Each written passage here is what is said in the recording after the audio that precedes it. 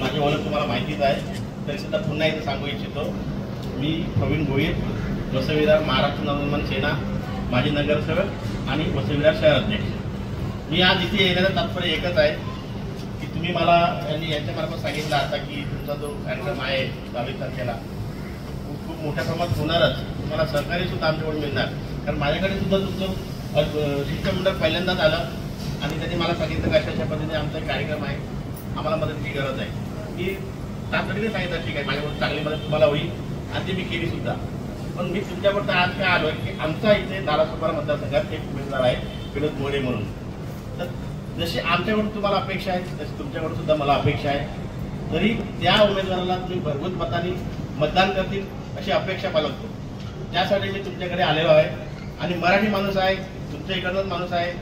थोडंसं अंतर असेल तुमच्यामध्ये त्यांच्यामध्ये, परंतु मराठी माणूस आणि मराठी माणसासाठी आपण कशा पद्धतीने एकत्र यायला पाहिजे.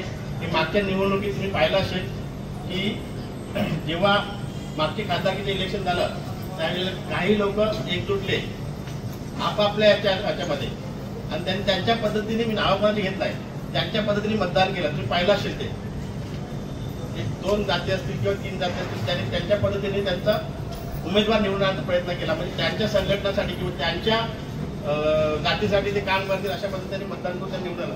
मग आपण आपल्या मराठी माणसासाठी काय नाही करू? एवढे वर्ष तुम्ही मतदान केलं सर्वांना. वसई-विरारचा विकास सुद्धा तुम्ही पाहिला कशा पद्धतीने झाला. जर वसई-विरारचा विकास करत असेल तर एक संधी त्यांना द्या.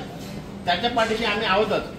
त्यांनी नाही कामं केली तर आम्ही नक्कीच कामं करू, त्याला घेऊन कामं करू. तुम्हाला आम्हाला सोबत राहून कामं करून घ्यायचे. विकास करायचा असेल तर त्यांना मतदान करा. विनोद मोरे साहेबांना मतदान करा. एक संधी राजसाहेबांना द्या, त्या संधीचं सोनं करून आम्ही दाखवू नक्कीच. एवढी मला तुमच्यावर विनंती आहे. आम्ही आयुष्यभरासाठी तुमच्याबरोबर आहोत. तुमच्या कार्यक्रमाला तुमची एक संधी तुम्ही आम्हाला द्या आणि तुमचं मतदान आम्हाला अपेक्षित आहे. धन्यवाद. जय हिंद, जय महाराष्ट्र.